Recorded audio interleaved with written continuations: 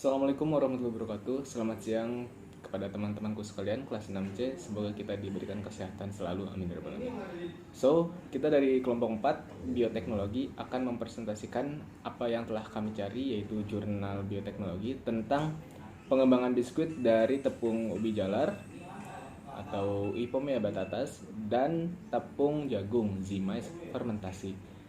Sebelum kita mulai ke pendahuluan, lebih baik kita memperkenalkan diri terlebih dahulu, oke? Yang pertama ada saya sendiri, Tantri Akbar Muzakir, lalu ada Konita Zahra, lalu ada Septi Nurrohmani, dan yang terakhir ada Tiara Febrianti. So, tanpa pikir panjang lagi, langsung aja kita mulai ke pendahuluan. Bismillahirrahmanirrahim. Pendahuluan dari jurnal penelitian ini membahas tentang pengolahan ubi jalar dan jagung. Kenapa sih di sini dipilihnya ubi jalar dan jagung? Karena di Indonesia itu masih cukup melimpah bahan tersebut sehingga sangat baik apabila diolah gitu. Dan di Indonesia pun pengolahan ubi jalar dan jagung itu masih sangat-sangat sederhana sekali. Nah, di sini itu pengelolaannya itu lebih kompleks. Salah satunya ada hasil fermentasi antara ubi jalar, jagung, dan kuning telur. Nah, kenapa sih di sini tuh digunakannya kuning telur? Karena apabila tidak memakai kuning telur, tekstur dari si biskuit ubi jalar dan jagung ini kurang maksimal. Nah, digunakannya atau ditambahkannya kuning telur ini untuk memperbaiki karakteristik dari biskuit tersebut. Penelitian ini didasarkan pada daya terima masyarakat terhadap hasil produk yang dihasilkan. Terus, peneliti tersebut membuat kuesioner yang disebarkan kepada panelis untuk menentukan produk pilihan yang dapat diterima. Dan hasilnya adalah produk biskuit fermentasi dari ubi jalar dan jagung ini. Nah, tujuan dari penelitian ini itu adalah untuk mengetahui proporsi biskuit yang sesuai dan baik dikonsumsi, serta mengetahui sifat kimia, fisik, dan organoleptik biskuit tepung dari ubi jalar dan tepung jagung ini. Terus dengan fermentasi penambahan kuning telur, seperti yang tadi sudah saya sebutkan, kuning telur ini digunakan untuk memperbaiki karakteristik dari si biskuit ubi jalar dan jagung ini. Di sini saya akan menjelaskan tentang bahan-bahan yang dipakai dalam jurnal ini, yaitu tentang pengembangan biskuit menggunakan tepung ubi jalar atau Ipomea batatas dan juga tepung jagung atau Z-Mais. Nah, yang pertama ada tepung jagung fermentasi dan juga tepung ubi jalar. Nah, tepung jagung atau ubi jalar ini merupakan komoditas ekonomi yang bernilai tinggi. Nah, selain itu tinggi pula karbohidrat dan proteinnya. Lalu yang kedua ada biskuit. Nah, biskuit ini juga sebagai bahan dasar pengembangan biskuit di jurnal ini. Lalu yang ketiga ada kuning telur. Kuning telur ini sebagai pangan atau bahan pokok dari unggas yang mempunyai protein yang tinggi serta stabil. Dan yang terakhir ada asam fitrat. Selanjutnya ada bahan-bahan pembuatan dari biskuit, yaitu ada 4. Yang pertama itu ada gula, yang kedua itu ada susu, yang ketiga itu ada margarin, dan yang keempat itu ada baking powder. Nah, yang pertama itu ada gula. Nah, gula di sini itu bisa menggunakan gula pasir atau gula tepung atau yang biasa disebut dengan gula halus. Nah, penambahan gula pada pembuatan biskuit ini untuk menambah cita rasa manis pada biskuit. Selanjutnya, pada pembuatan biskuit di sini menggunakan gula tepung atau gula halus. Kenapa? Agar adonan lebih mudah tercampur oleh gula tersebut dibandingkan dengan gula pasir. Yang kedua itu ada susu. Nah, susu yang biasa digunakan dalam pembuatan biskuit ini adalah susu skim. Susu itu berfungsi untuk menahan penyerapan air dan untuk meningkatkan nilai gizi dan produk dari biskuit tersebut. Nah, penambahan susu pada pembuatan biskuit ini juga memberikan hasil akhir dari biskuit yang maksimal, seperti itu. Kenapa lebih maksimal? Karena penambahan susu ini melarutkan dan menyebarkan adonan sehingga hasil akhirnya lebih maksimal. Nah, susu bubuk juga banyak digunakan karena lebih mudah penanganannya dan mempunyai daya simpan yang cukup lama. Yang selanjutnya itu ada margarin. Nah, margarin ini kan termasuk dalam lemak ya. Nah, lemak merupakan salah satu komponen penting dalam pembuatan biskuit karena berfungsi sebagai penambahan aroma dan penghasil tekstur produk yang renyah. Nah, karena margarin itu sifatnya plastis sehingga menghasilkan biskuit yang renyah di hasil akhirnya. Seperti itu. Selanjutnya ada baking powder. Nah, baking powder ini untuk mengembangkan suatu makanan atau menambahkan ukuran volume dari biskuit seperti itu. Nah, kebanyakan biskuit-biskuit yang dibuat itu juga dipanggang kan. Nah, penggunaan baking powder ini sangat mempengaruhi hasil dari biskuit yang dipanggang tersebut. Untuk materi selanjutnya yaitu mengenai pembahasan. Nah, untuk terlebih dahulu akan dibahas mengenai tepung ubi jalar. Nah, ubi jalar ini merupakan salah satu tanaman pangan yang dapat tumbuh di seluruh Indonesia dan memiliki kandungan gizi yang baik. Di antaranya mengandung karbohidrat, vitamin, dan mineral. Nah, ubi jalar ini diolah menjadi tepung, itu merupakan sebuah cara penghematan ruang penyimpanan dan pengawetan, jadikan bahan industri pangan maupun non-pangan. Tepung ubi jalar ini dapat diproduksi dari berbagai jenis ubi jalar dan akan menghasilkan mutu yang beragam. Salah satu jenis ubi yang terkenal yaitu ubi jalar orange. Nah, warnanya itu berkisar dari kuning sampai oranye kecoklatan. Hal tersebut disebabkan karena dalam ubi jalar tersebut mengandung senyawa beta karoten, sehingga dapat difungsikan menjadi beta karoten tersebut dapat difungsikan sebagai provitamin A. Kemudian selain itu dalam ubi jalar juga mengandung vitamin B dan C.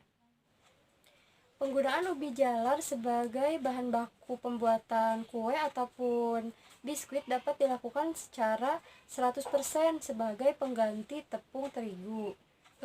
Seperti yang kita lihat di dalam PPT juga ada tabel mengenai kandungan gizi tepung ubi jalar.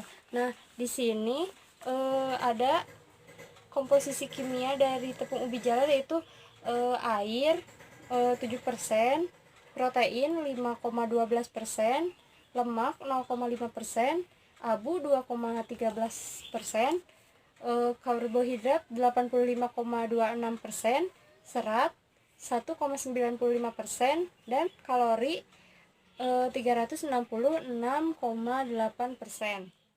Tepung ubi jalar memiliki warna produk yang beragam karena hal tersebut dipengaruhi oleh bahan baku awal dari ubi jalar itu. Nah, misalkan kalau kita akan membuat tepung ubi jalar yang berwarna kuning, dari bahan ubi jalar yang berwarna kuning, dan hasil akhirnya juga akan menghasilkan warna tersebut. Nah, tetapi jika warna akhir tidak sesuai atau tidak sama dengan bahan baku yang dibuat, maka terdapat beberapa pengolahan ataupun cara yang kurang tepat untuk menghindari hasil yang tidak sesuai. Maka dapat dilakukan dengan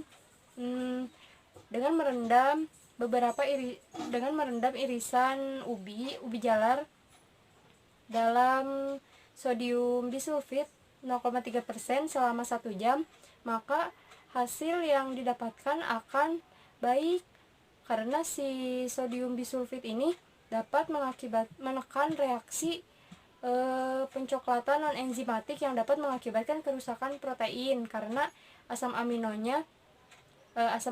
sekundernya berikatan dengan gula reduksi. Nah, tepung ubi jalar mempunyai banyak kelebihan, antara lain lebih luas untuk pengembangan produk pangan dan nilai gizi. Juga lebih tahan disimpan, sehingga penting sebagai penyedia bahan baku industri, dan hanya lebih stabil serta memberi nilai tambah pendapatan produsen. Berdasarkan beberapa hasil penelitian, tepung ubi jalar ini tuh dapat digunakan sebagai campuran untuk pembuatan seperti kue-kue kering, mie, bihun, dan roti tawar. Selanjutnya akan dibahas mengenai tepung jagung fermentasi. Jagung ini merupakan salah satu komoditas yang bernilai ekonomis cukup tinggi dan mempunyai peluang untuk dikembangkan karena memiliki kandungan karbohidrat dan protein yang tinggi setelah beras. Nah, selain itu, kandungan zat gizi dalam jagung ini pun seperti asam lemak esensial dan provitamin A. Nah, salah satu olahan yang paling sederhana dari jagung ini tuh dapat dibuat tepung. Nah, sebagai alternatif dari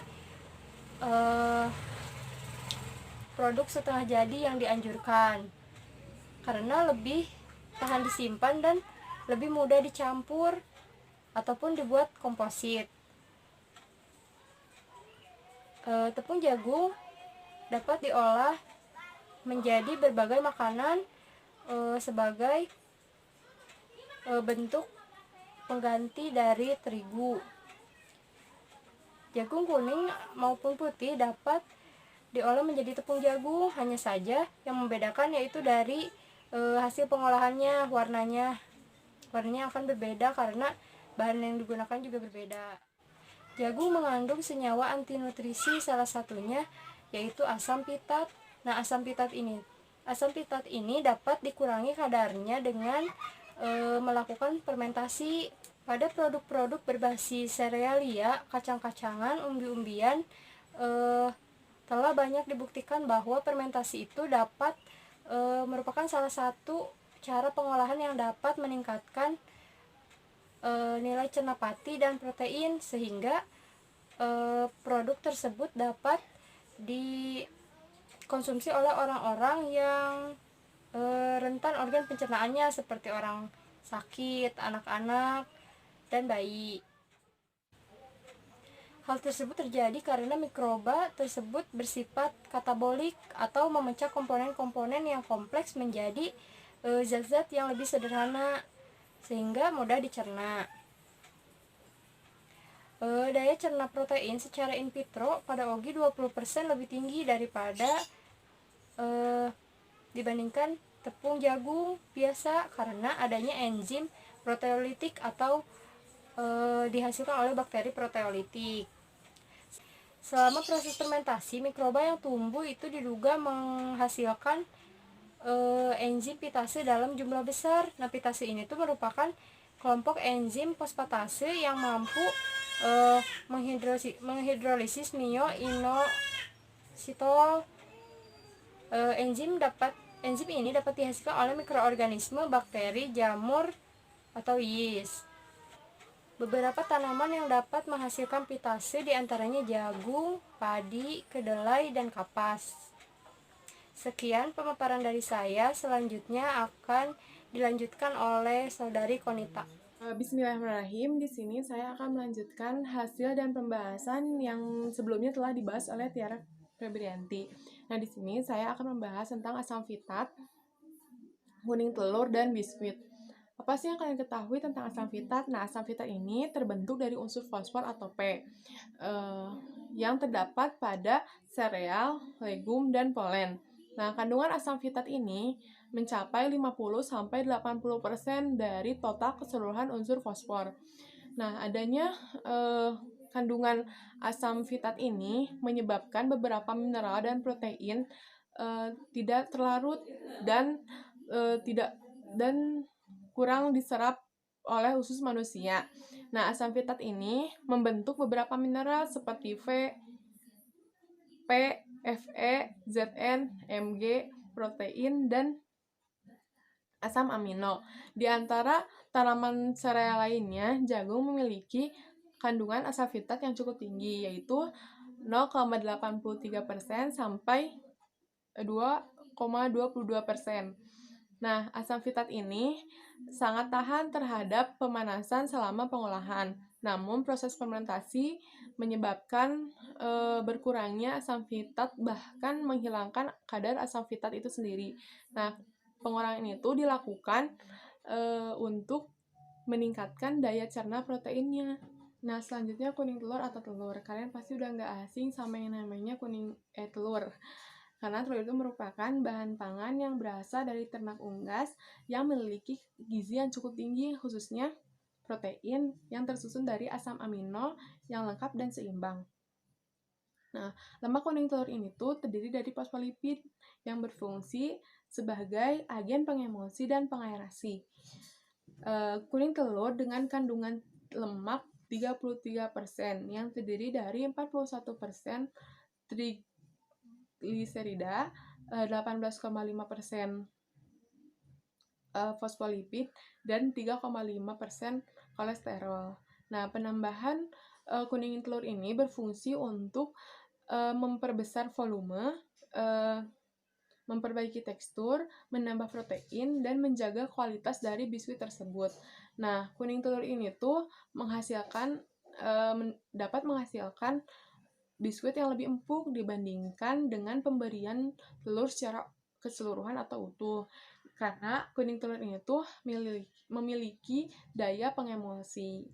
Nah, bisa dilihat dalam tabel, kandungan gizi dalam 100 gram telur itu yang dapat dikonsumsi mencapai cukup besar dibanding dengan putih telur dan telur secara utuh. Kayak misalnya energi, air, protein, lemak, karbohidrat itu lebih tinggi dibandingkan putih telur dan telur utuh. Nah, yang terakhir itu biskuit cemilan yang satu ini, karena biskuit itu merupakan makanan kering atau panggang yang biasanya itu berbahan dasar tepung. Nah, menurut standar industri Indonesia, biskuit itu dibagi menjadi 4 kelompok. Yang pertama itu ada biskuit keras, crackers, cookies, dan wafer. Mungkin cukup sekian pemaparan dari saya. Saya kembalikan ke moderator. Nah, itulah tadi penjelasan dari kami tentang jurnal pengembangan biskuit menggunakan tepung ubi jalar Ipomea petatas dan tepung jagung Zeamas pada tahap proses fermentasi. So, kesimpulan dari jurnal kali ini atau presentasi kali ini ialah ubi jalar dan jagung dapat digunakan sebagai pengganti dari tepung terigu dalam bahan dasar proses pembuatan biskuit. Proses fermentasi dan juga penambahan kuning telur ini dapat menghasilkan karakteristik fisik kimia dan juga organoleptik yang terbaik dari pembuatan biskuit berbahan dasar jagung dan ubi jalar. Nah, itu guys, tadi presentasi dari kami. Mohon maaf jika ada kesalahan dan kekurangan. Yang terakhir dari saya, semoga kita berharap pandemi corona ini dapat selesai dan beres di negeri kita ini, agar kita bisa melaksanakan pembelajaran di kelas lagi dan tidak seperti saat ini. Oke, the last words from me, keep safety, stay at home, and God bless you guys. Thank you. Assalamualaikum warahmatullahi wabarakatuh.